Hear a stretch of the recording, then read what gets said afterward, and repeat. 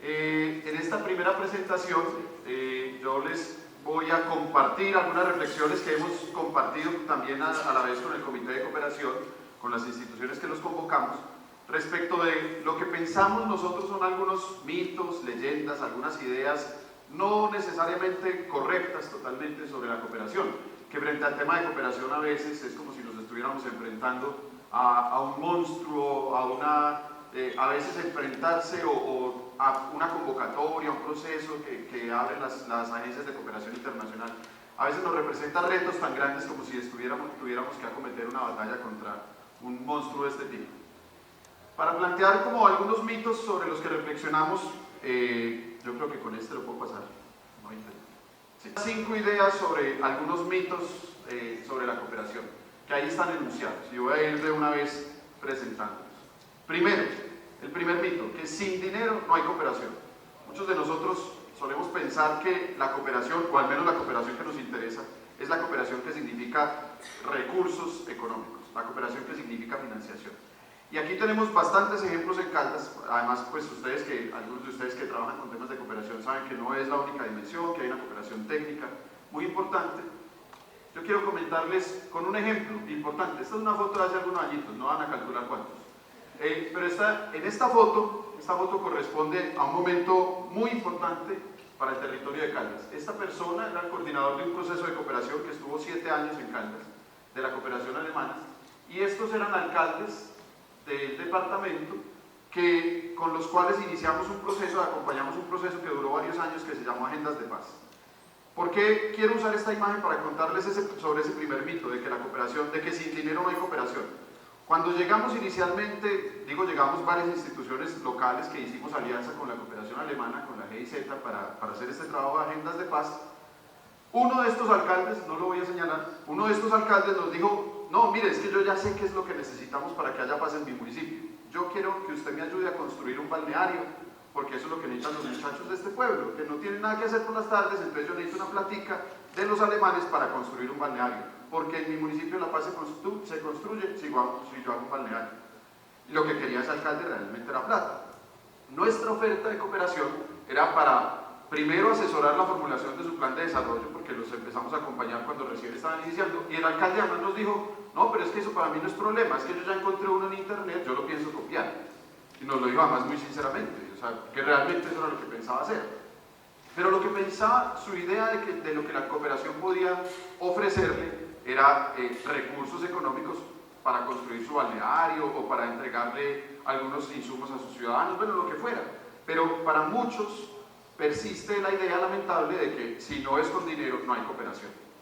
Por fortuna, este proceso, después de un acompañamiento y de una coordinación con las alcaldías, con la Gobernación de Caldas, con la Cámara de Comercio, con muchos actores institucionales del departamento, logró transformar muchas cosas, entre otras que estos alcaldes, por ejemplo, hicieran presupuesto participativo, que hicieran eventos de rendición de cuentas, que prepararan a la ciudadanía, que fortalecieran sus instancias de participación.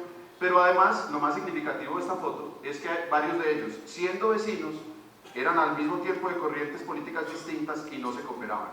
Lo que más ganamos con este proceso es que estos alcaldes trabajaron juntos. Entonces, más allá que la plata que se hubiera podido conseguir, lo que aprendimos fue a trabajar en alianza. Otro mito,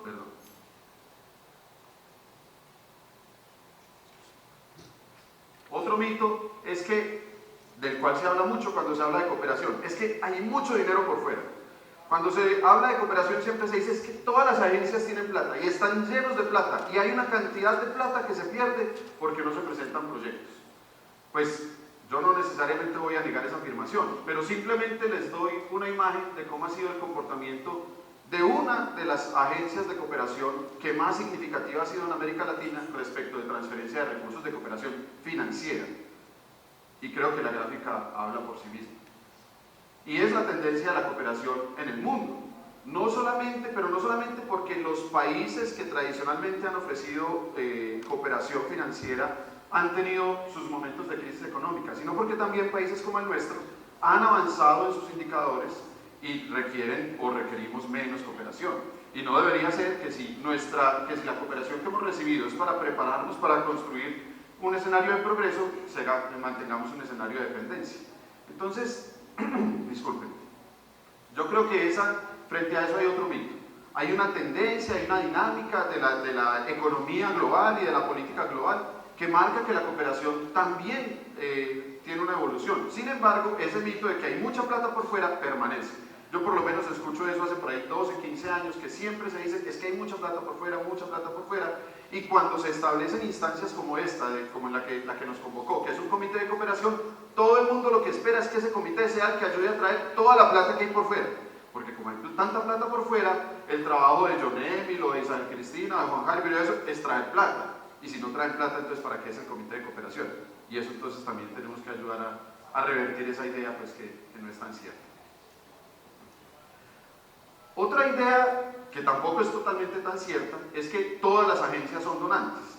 Yo les voy a mostrar de sus propios reportes, un reporte, por ejemplo, del Programa de Naciones Unidas para el Desarrollo, del PNUD, que para uno de sus años, esto está incluso en la página web, y ustedes lo pueden está la información actualizada hasta 2013, solamente uno de sus años, el año 2011, ¿de dónde venían los recursos con los que el PNUD ejecutó programas en Colombia?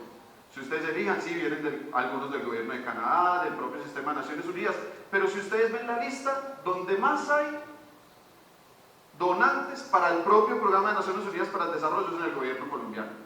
La semana pasada asistíamos a un evento en la Embajada de Francia, donde asistió el coordinador del PNUD para Colombia, que en este momento es un francés, y nos decía que para el año 2015, cerca de 60% de los recursos que opera el PNUD en Colombia son del gobierno colombiano. Entonces la plata no solamente, eso es también otra idea, como que todo el que es de fuera, y pues todos los que son extranjeros y trabajan para una agencia de cooperación, ellos son los dueños de la plata. Resulta que estas agencias también administran recursos nuestros. Y esos recursos están en el país porque el país tiene una recuperación económica, porque tiene una actividad en la que nos estamos destacando, y esa actividad y esos recursos se tienen que invertir en gestión social. Lo que pasa es que, lamentablemente, o porque sugieren mayor credibilidad, o porque hay mayor coordinación, o porque hay mayor transparencia, o por lo que sea, parte de esos recursos se prefieren ejecutar a través de organismos de la cooperación internacional, que vienen a Colombia, que también piden recursos en Colombia, que usan los recursos de Colombia para sus programas en Colombia, que está bien, yo no lo estoy cuestionando, simplemente estoy diciendo, fíjense que el mismo cuadro nos muestra que muchos de los recursos pertenecen o a gobiernos subnacionales, o a gobiernos territoriales, o a agencias del propio gobierno nacional. Entonces, ese es otro tema sobre el cual hay como un mito por vencer. Aquí hay un cuarto que no es que vaya yo a controvertir la presentación que viene enseguida de Johnny, ni mucho menos, al contrario la afirmo, pero sí hay otro tema sobre el que también se dicen muchas cosas, y que se dice, parecido al segundo mito, dinero hay mucho, lo que no hay es buenos proyectos. Lo que pasa es que no sabemos presentar proyectos, entonces necesitamos expertos formuladores en proyectos, como si eso fuera también otra realidad. Y ahí no es que, insisto, no es que yo vaya esté controvirtiendo lo que nos va a decir Johnny después sobre errores comunes en la formulación de proyectos, no. Necesitamos mejorar, fortalecer nuestras capacidades para formulación de proyectos. Pero incluso más que nuestras capacidades específicas en temas de formulación, lo que necesitamos es tener claro qué es lo que queremos y tener claras cuáles son las necesidades. Cuando uno no sabe realmente y no tiene clara cuál es su necesidad, y cuando su idea de proyecto no responde realmente a la necesidad, pues puede cometer errores, ¿cierto? Y uno no puede expresar del todo claramente qué es lo que quería. Y cuando uno no expresa totalmente claro qué es lo que quería, pues de pronto consigue lo que no quería, ¿cierto? Y cosas así pueden pasar. Pero también puede pasar, y ocurre con este tema de la presentación de proyectos y de la formulación de proyectos, que a veces confundimos el tema de ser un experto o fortalecer capacidades para formular proyectos con fortalecer capacidades para llenar formatos, que es lamentablemente lo que ha empezado a abundar. Entonces hay mucha gente que sabe llenar formatos y nos llenamos de formatos, y el que no corresponda con el formato pues simplemente no aplica, y nosotros solemos bajar la cabeza ante el que establece el formato o tiene la experiencia suficiente para decir cuál es el formato. Y esas cosas, pues la palabra bien lo dice, son de forma. Lo importante es tener claras cuáles son las necesidades, y lo importante es saber responder a esas necesidades de manera creativa, de manera estratégica también, y de manera oportuna. Y eso puede significar que uno se salga a veces de los formatos.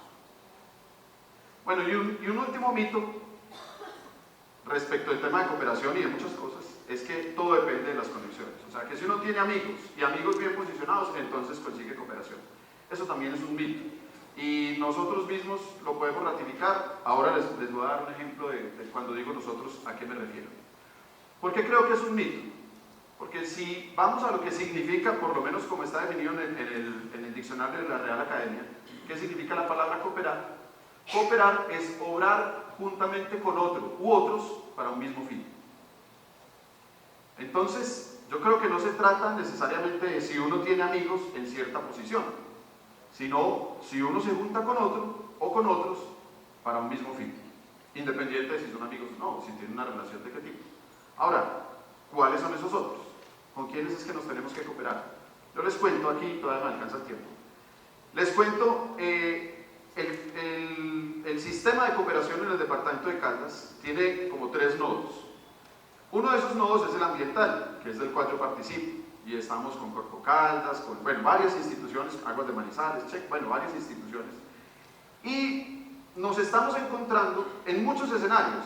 Hay uno en particular para el cual yo trabajo, que les quiero comentar como una experiencia de cooperación, y donde la primera reflexión es quiénes son los que nos tenemos que cooperar. Si tratamos de asumir que cooperar es obrar juntamente con otros para un mismo fin, otros con los que pensamos que tenemos que cooperar no necesariamente son, en primera instancia, o la cooperación alemana, o la cooperación sueca, o la Embajada de Francia, o la Agencia de los Estados Unidos para la Cooperación, o tal o cual agencia de las Naciones Unidas. Los primeros que teníamos que cooperarnos éramos nosotros mismos. Entonces iniciamos un proceso perdón, en el que CHEC, Aguas de Manizales, Corpo Caldas, Parques Nacionales, la Fundación FESCO, empezamos a pensar en un problema del territorio en el que vivimos, el territorio de la cuenca del río Chinchiná.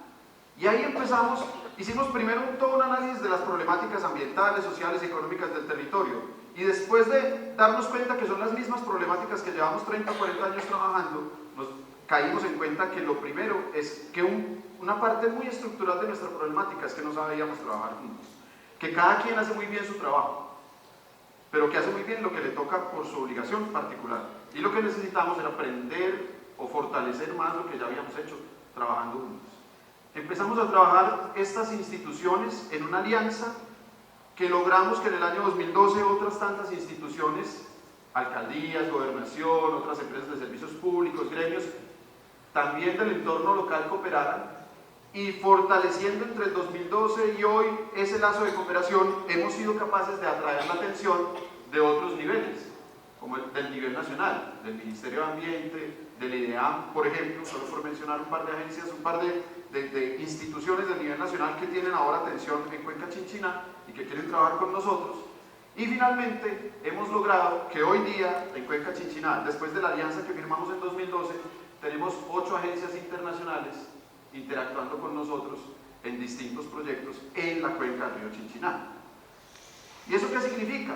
Que estas agencias de cooperación, claro que son importantes y bienvenidas, y que cada uno de los proyectos que estas agencias están trayendo al territorio nos interesa, pero que estas llegan porque encuentran un sustrato propicio en esta cooperación entre los locales. Cuando la cooperación internacional no tiene la base en una cooperación con los locales, y aquí me lo estoy metiendo un poquito al tema de Yonemi, pues esta cooperación puede producir descoordinación, puede producir competencias, puede producir celos y no genera los impactos que necesitan los territorios. Nosotros hemos demostrado que la cooperación importante es entre estos actores. Si llegan los del nivel nacional o los de la cooperación internacional, son bienvenidos, pero si no llegan, nosotros tenemos la capacidad y la necesidad de trabajar en función de un propósito común.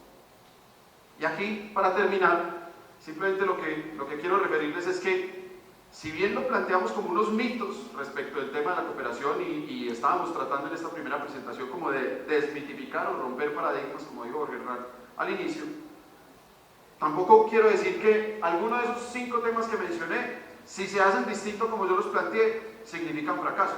No, hay gente que es experta en formulación de proyectos, que tiene buenas conexiones, que busca fundamentalmente cooperación financiera y son exitosos en esos frentes, y eso no es que esté mal. Solo que cuando esos son los enfoques, el desarrollo que construimos por la vía de la cooperación, a mi manera de ver, es un desarrollo de este tipo. Quienes viven de este lado de la avenida, sin duda tienen buenas conexiones, buscan cooperación financiera, son hábiles para presentar proyectos y se relacionan con los de afuera. Pero convendría mucho más que se relacionaran siquiera un poquito más con los que están del otro lado de la avenida. Y eso realmente transformaría situaciones. Muchísimas gracias.